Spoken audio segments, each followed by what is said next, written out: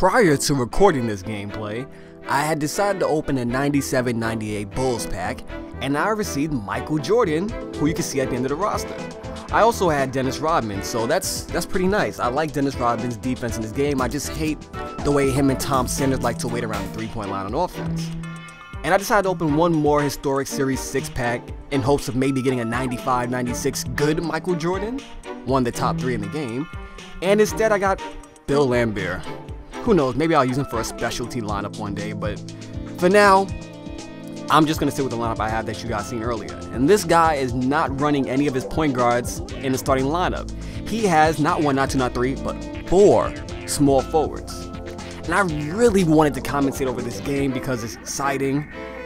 But the problem is, last night, I watched the Diamond Challenge. Not once, not twice, but 3 times. I watched it once when Smoove uploaded it, and I watched it twice during the live stream replay on the 2K Twitch account. And a lot has to be said. Somebody has to talk about it. And most commentators won't talk about it, or I don't feel like maybe they would be able to accurately assess what was actually happening during the Diamond Challenge. A lot of people are complaining about it. A lot of people are giving their thoughts inside the comments, like they're leaving angry thoughts, and I kind of want to get to the bottom of it and explain what I've seen. Okay? So, for those of you who don't know what the Diamond Challenge was, it was a competition between Chris Smoove and Chris Manning. Chris Smoove is, of course, the largest 2K commentator, and Chris Manning is a community manager for 2K Sports. He is the active one who usually is the one who connects with us, the commentators, while Ronnie is mostly the guy who connects with the companies and, you know, Twitter and things like that.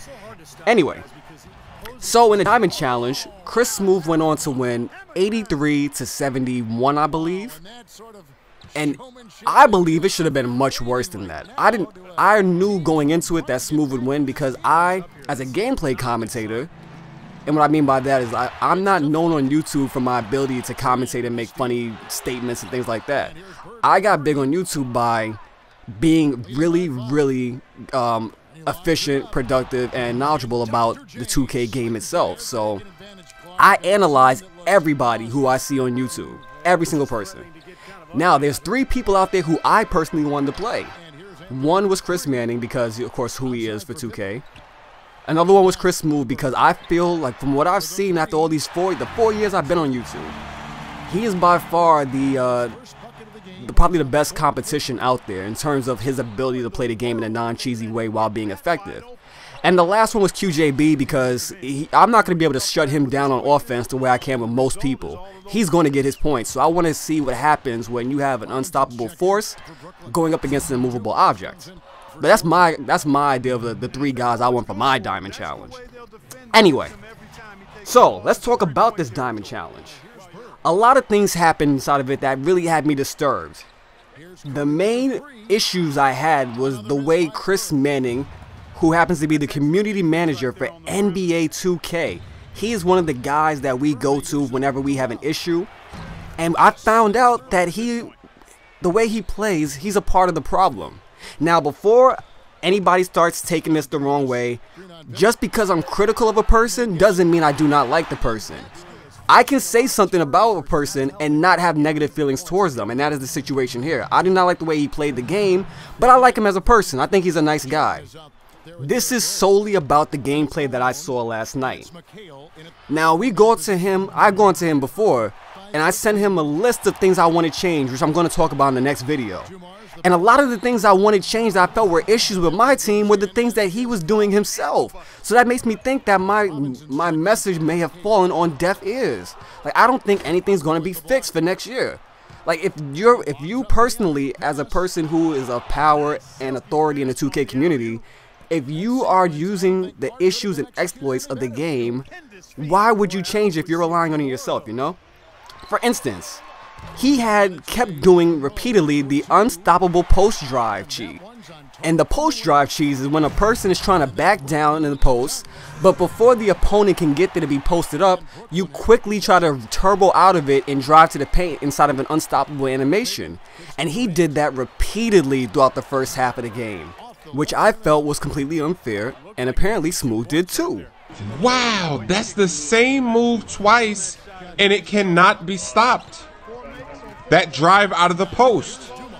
But it didn't stop there, and I also wasn't the only person who noticed based off of the comments that the people were leaving, although they did not need to be this harsh. One big issue that I had personally was at the beginning of the game. It starts off when we find out that LD2K is not only running 2 shooting guards and 2 small forwards in the starting lineup, that's whatever.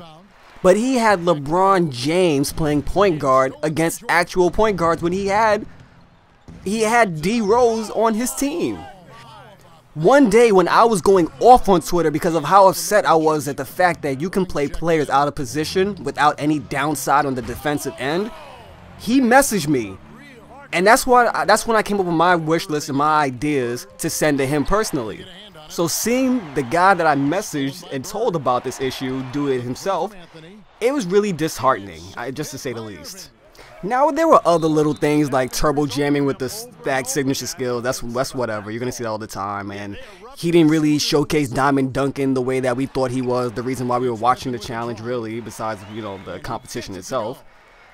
But a big issue I had, along with everything, was that he switched to the 1-3-1 zone early into the second quarter. He switched out of it and then switched back into it around the middle and kept it the entire game.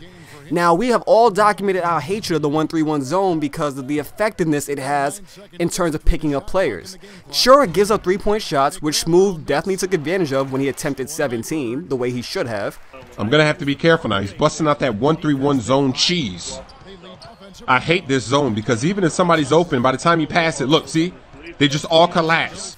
But to see a person do all of this at one time, the person that we go to about these problems in particular, it's just disappointing. And this is a little bit scary that the community manager is using the 1-3-1 zone. What does that mean for the next game for 2K15? Does that mean this zone is going to be returning if the community manager is busting it out on a live stream?